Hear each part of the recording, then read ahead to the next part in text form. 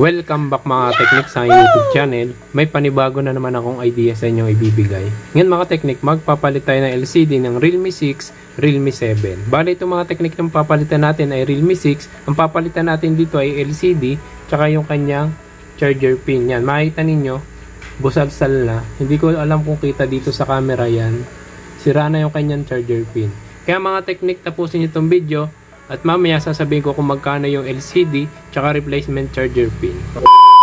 Mga teknik, at sa bago pa nating ka-teknik, iniimbitahan ko po kayo na sumali kayo sa aking raffle. Pwede kayong mga teknik manalo ng libreng LCD, libreng gawa ng cellphone. Mga teknik, ang gagawin nyo lang ay magko-comment kayo kung anong problema ng cellphone nyo at kung anong kailangan ng LCD. Pagka napili kayo mga teknik doon sa ating raffle, pwede na kayong manalo ng libreng LCD at libreng gawa ng cellphone. Kaya mga teknik, ano pang hinihintay nyo? Like, share, and subscribe.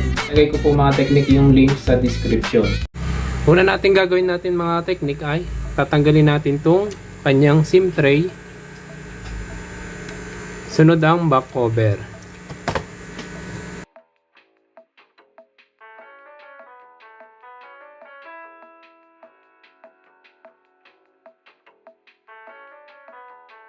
Pag natanggal na natin mga teknik at back cover, tatanggalin na natin itong tornilyo ng kanyang cover ng motherboard.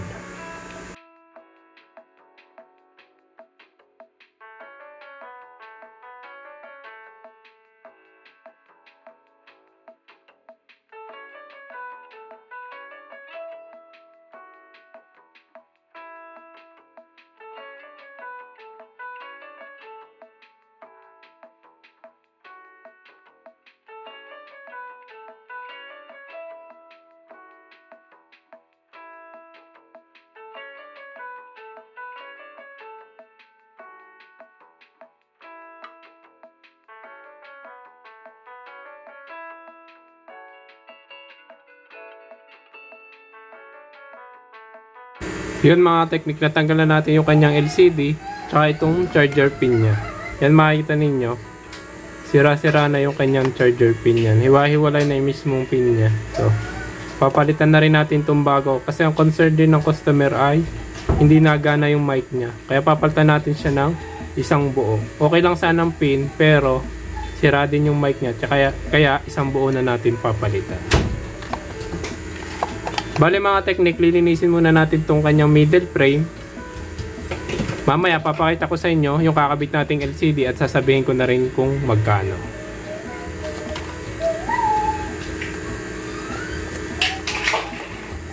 A few minutes later. Yun mga teknik, update yan. Nalinis na natin yung kanyang tirang T7000 Blue. Yan, makikita nyo wala na siyang katira-tira. At naibalik din natin itong kanyang earpiece screen. Huwag nyo yung kalilimutan kasi pangit tingnan kapag wala nyan. At kapag na ditong camera niya sa gitna at walang earpiece screen, mabilis lalabo yung front camera ninyo. Ngayon mga teknik, papakita ko naman sa inyo yung gagamitin nating LCD at sasabihin ko na rin kung magkano.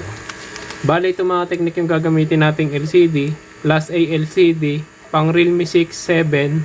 Same LCD sa 6, 7, parehas din ang presyo. Kapag ka-class A mga teknik ang kakabit nating LCD kasama ang labor, ang singilan ko ay 1.4 sa ngayon. Kapag ka-original mga teknik ay 2.2 kasama ang labor. Kapag ka-Realme 6, 7, class A 1.4, original 2.2. Papakita ko na rin sa inyo mga teknik yung kakabit nating charger board. Isang buo na siya mga teknik ito. Yan. Kasama na yung pin, tsaka sa headset, mic, ito yung pinaka mic niya, yan. Ito yung sira niya. Yan, makita ninyo, sira. Ito yung ating papalit, isang buo na. Bali mga teknik dito, ang singilan ko ay 300 kapag ka sabay pinapalit yung LCD. Kapag ka hiwalay mga teknik ay 400. Yan mga teknik, lalagyan lang natin siya ng T7000 Blue at ikakapit na natin yung kanyang LCD.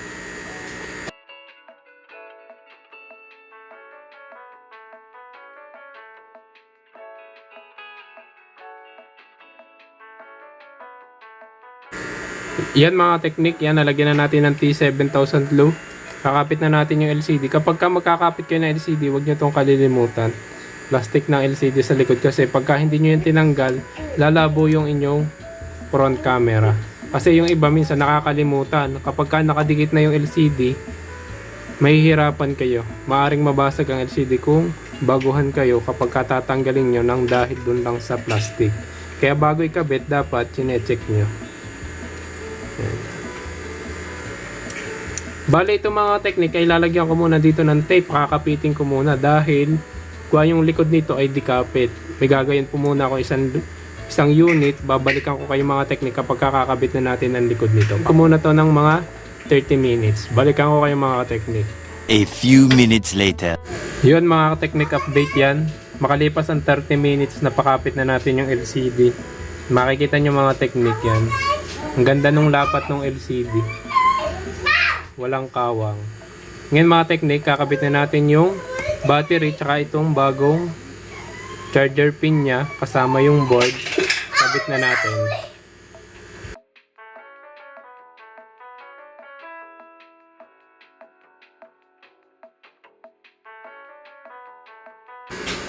Yun mga ka-technique yan. Nakabit na natin yung bagong charger board kasama yung pin. Tatry muna natin. Kasi itong battery nito ay chinarge ko sa ibang unit. Pero try natin.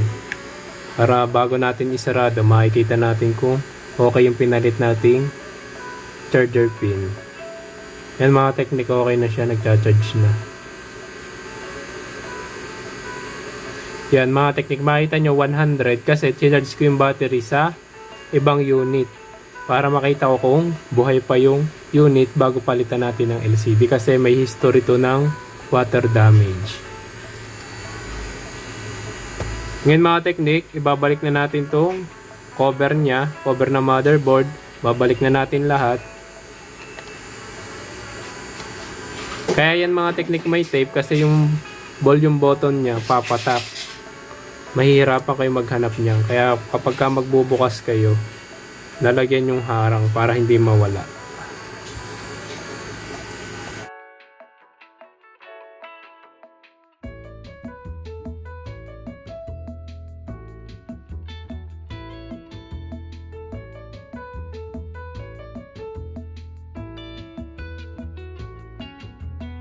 Yan mga technique, na balik na natin lahat ng tornilyo. Buhay na natin ang unit.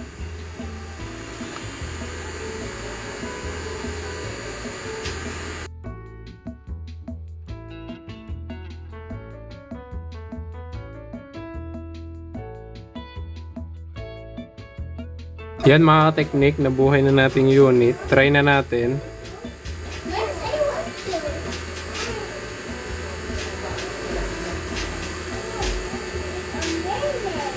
Yan mga technique, napaka-smooth niya kahit class A LCD lang. Makikita nyo mga technique, wala siyang white spot.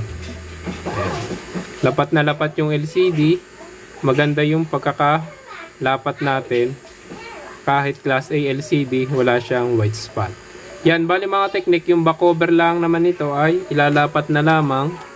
Yan. Hindi ko nakukunan ng video kasi napakadali na naman yan. Kung may tanong kayo mga technique, huwag niyong kalimutan mag-comment, mag-subscribe. Salamat sa panonood and God bless.